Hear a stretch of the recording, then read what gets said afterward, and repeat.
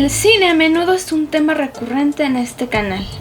Uno de los pasatiempos favoritos de muchos es la de ver películas y hasta ahí. Pero hay otros del tipo de trastornados que lo llevan mucho más allá y han usado el cine como una excusa para hacer cosas terribles. Y hoy te contaré todo acerca de algunos crímenes inspirados en películas. Guarda tu máscara de Ghostface para Halloween y comencemos. Para no perder la costumbre, iniciamos con la serie de crímenes en Reino Unido perpetrados por algunos jóvenes que se quedaron demasiado obsesionados con la naranja mecánica de Stanley Kubrick.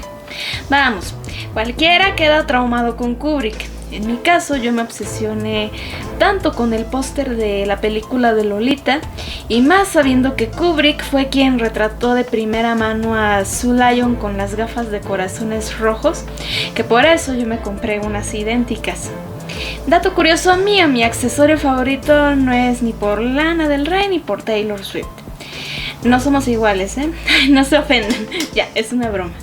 Pero en serio, por mucho que te guste una película, nunca hagan nada parecido a lo que hicieron estos brutos. Además de recibir el odio del autor del libro de la naranja mecánica, Anthony Burgess, y también de Stephen King por El Resplandor, Stanley Kubrick, luego del estreno de su adaptación de la novela de Burgess, recibió un sinfín de amenazas hacia él y su familia por el contenido del filme, que causó la repulsión de más de uno, entre ellos el de la esposa del autor, que tuvo que terminar de ver la película a petición de su esposo para no hacerle un desaire al director. Por otro lado, no faltaron las personas que desgraciadamente llevaran a la vida real las acciones de Alex DeLarge, como en Lancashire, Alemania, donde una mujer fue víctima de un ataque igual al de la película, perpetrado por una manada de hombres mientras los perpetradores cantaban Singing in the Rain tal como en la película. También en 1973, un joven de 14 años fue desvivido por su compañero de clase, que vestía como Alex DeLarge en la versión cinematográfica de Kubrick.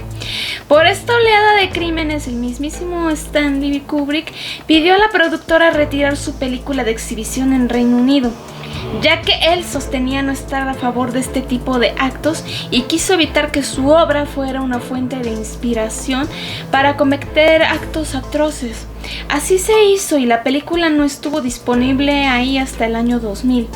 En otros países como Argentina, incluso la cinta era una especie de mito urbano, hasta que llegó a dicho país gracias a una copia pirata traída desde Estados Unidos, donde en su estreno, por cierto, por poco no pasa la censura. Nuestro siguiente caso fue el de un tipo que se obsesionó con el Joker de Heath Ledger de la película Batman The Dark Knight, pues este sujeto de nombre James Egan Holmes no le bastó hacer su frase dominguera de desmotivaciones.com usando una imagen del Joker y subirla a Facebook, sino que lo llevó a otro nivel. El 20 de julio de 2012, en un cine de Aurora, Colorado, Estados Unidos, durante el estreno de Batman The Dark Knight Rises, Holmes, a quien los sobrevivientes identificaron como un hombre vestido de negro que portaba una máscara antigas, entró a la sala de proyección, lanzando una bomba de gas lacrimógeno para posteriormente abrir fuego contra las personas que se encontraban en ese cine. En el acto desvivió a 12 personas e hirió a otras 70. Cuando registraron su apartamento por su decoración, se veía una fascinación muy grande por Batman, y al momento de ser detenido, los policías señalaron que el tipo se hacía llamar el Joker y se había teñido el cabello de naranja por un fragmento del cómic The Dark Knight Returns de Frank Miller. Fue sentenciado a 12 cadenas perpetuas. Ahora prosigamos con el caso de un adolescente entonces que se tomó demasiado a pecho el remake de Halloween de Rob Zombie. El 3 de octubre de 2012, un joven que se identificó por llamada al 911 como Jake Evans confesó a su operador, sin mostrar ningún resentimiento, que acababa de desvivir a su madre y hermana. Sus palabras helaron al operador cuando Jake añadió: "Solo ocurrió. Había estado planeando desvivirlas por algún tiempo.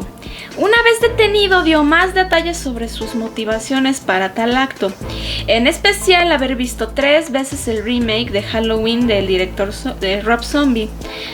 Pero eso sí, el chico no quería que señalaran a la película para mal después de su acto, por lo que en palabras suyas dijo: después de ver la película la guardé en el estuche y la tiré a la basura, para que nadie pensara que me influyó de alguna manera.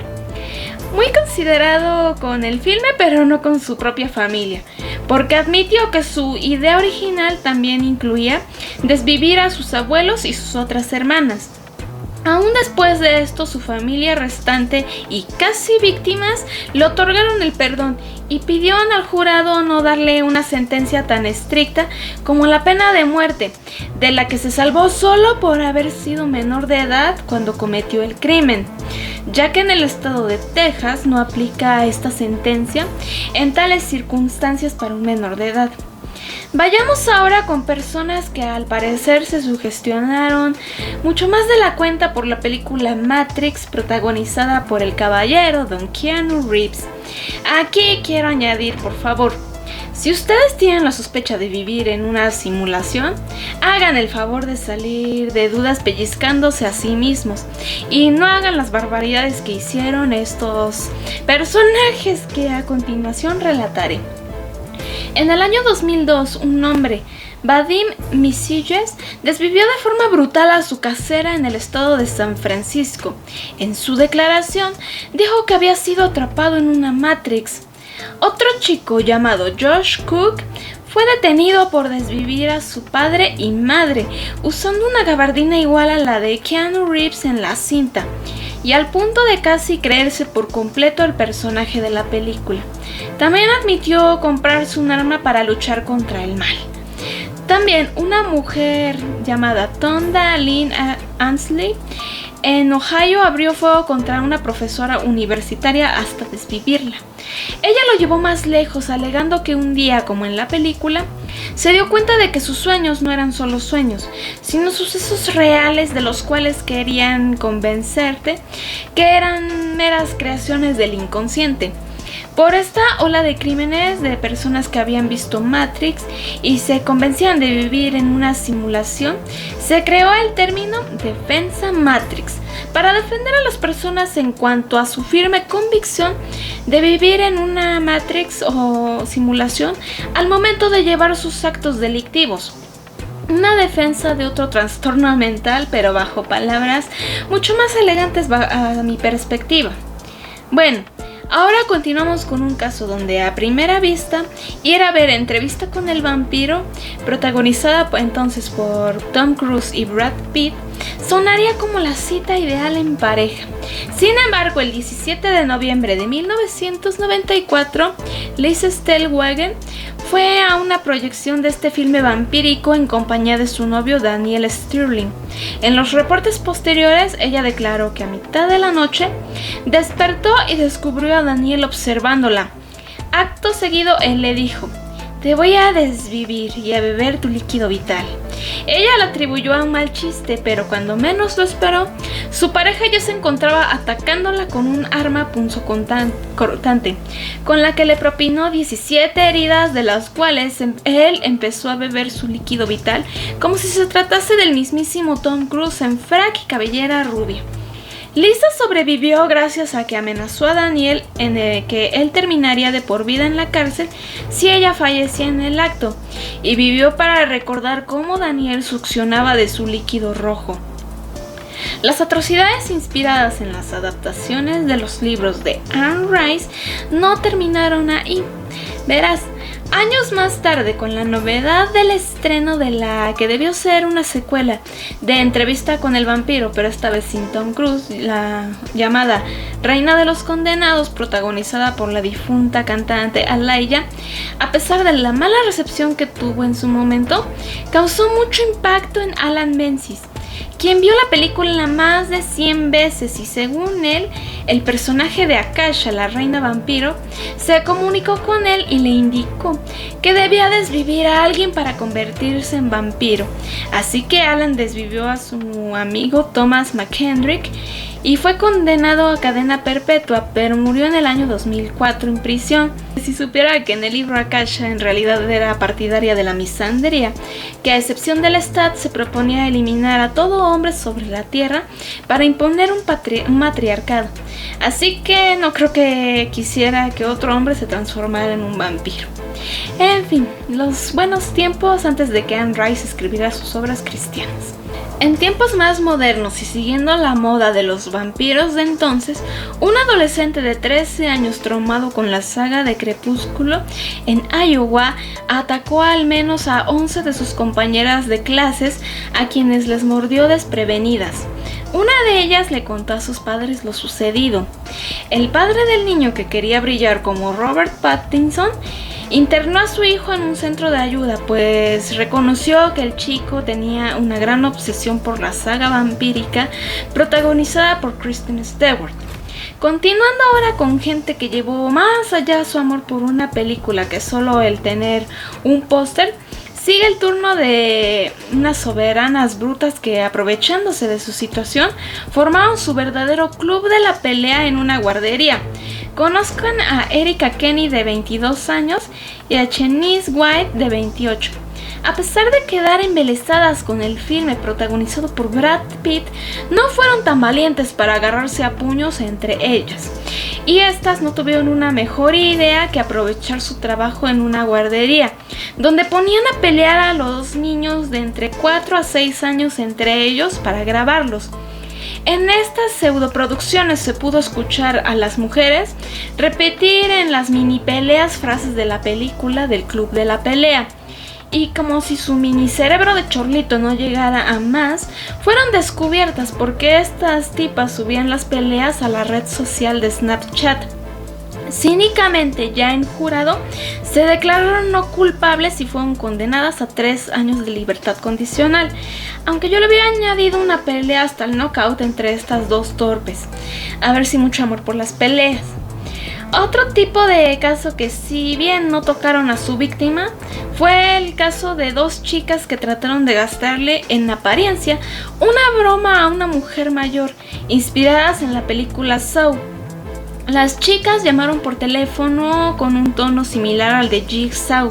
La mujer, que de por sí acababa de vivir un duro momento al estar regresando de un funeral, tomó en serio cada palabra de las chicas, quienes le dijeron que una de sus amigas había sido raptada y la mantenían escondida dentro de la casa. Le dijeron a la mujer que debía buscar a su amiga en pocos minutos y desvivirla. De lo contrario, llenarían su casa de gas tóxico. La mujer sufrió un infarto del que más tarde se repuso por fortuna. Un caso donde queda claro que lo que para unos es una simple broma puede terminar en algo brutal. En otros casos, más allá de obsesionarse con la trama, hay otros que adquieren una fijación por un actor o personaje dentro de la película. Este fue el caso de John Hinckley Jr., quien después de ver Taxi Driver del director Martin Scorsese quedó prendado de la actriz Jodie Foster, que interpretaba a Iris Stillman. En un intento de llamar la atención de la actriz a falta de TikTok en la época, el tipo no se le ocurrió una mejor idea que emular la actitud del personaje principal de Taxi Driver, interpretado por Robert De Niro. Decidió y logró abrir fuego contra el presidente de entonces los Estados Unidos, Ronald Reagan, quien se salvó de milagro. Hinckley fue detenido y declarado inimputable por locura, por lo que fue internado en un centro médico. Y Jodie Foster ni siquiera se enteró de la existencia de su tenaz admirador, ya que la identidad del perpetrador no fue expuesta al momento. En otro caso, un chico llamado Michael Hernández mezcló su gusto por la película American Psycho junto con un delirio que tuvo en el año 2004, donde supuestamente Dios le había concedido poderes mágicos y el consentimiento para desvivir a uno de sus amigos. El adolescente de 14 años desvivió a un amigo suyo en el baño de la escuela, hiriéndolo 40 veces con un arma punzocortante. Ya para terminar, hagámoslo con uno de los muchos crímenes inspirados en la película Scream. Me centré solo en uno, Se trata del caso de Thierry Jardine, quien llegó a cometer su crimen vestido como Ghostface de la franquicia de Wes Craven. El tipo de entonces, 24 años, aparte de estar obsesionado con las películas de Craven, también lo estaba de su vecina, una joven de 15 años llamada Alison Cambier, a quien regularmente él le prestaba algunas de sus películas. En una noche, Jardine llamó a Alison para que fuera hasta su casa a devolverle una de las películas que él le había prestado. La hizo entrar a su casa y ahí le declaró sus sentimientos a la joven, quien lo rechazó. Él fue a la habitación de al lado y al regresar donde estaba Alison, ella para su horror lo vio disfrazado de pies a cabeza de Ghostface. Así fue como Jardine la atacó hiriéndola 30 veces. El cuerpo de Alison fue encontrado en la cama de Thierry, quien fue condenado a cadena perpetua. A partir de gran parte de estos casos, el público mucho más conservador quiso hacer una cacería de brujas al cine como un medio de inspiración o de incitación incluso para llevar a cabo los peores actos. Pero al menos desde mi perspectiva, la mente humana más enferma puede retorcer el producto más inofensivo del mundo. Por ejemplo, en ninguna línea del libro del Guardián entre el Centeno jamás se me pasó por la cabeza que aquella obra literaria incitaba a desvivir un Beatle. Eso solo lo pudo lograr la trastornada mente de Mark David Chapman, muy semejante como todos los personajes que hemos visto el día de hoy, quienes se tomaron como una obligación emular las cintas que les brindaron un mero rato de entretenimiento, a diferencia de muchos otros que solo las toman por una mera ficción separándolas por completo de su vida real. Ya para terminar, si te gustó el video, me ayudarías mucho dejando tu like y suscribiéndote para más contenido. Pero por hoy yo soy Elida Lubel. Que pases un lindo día, tarde o noche. Nos vemos en el siguiente video. Bye.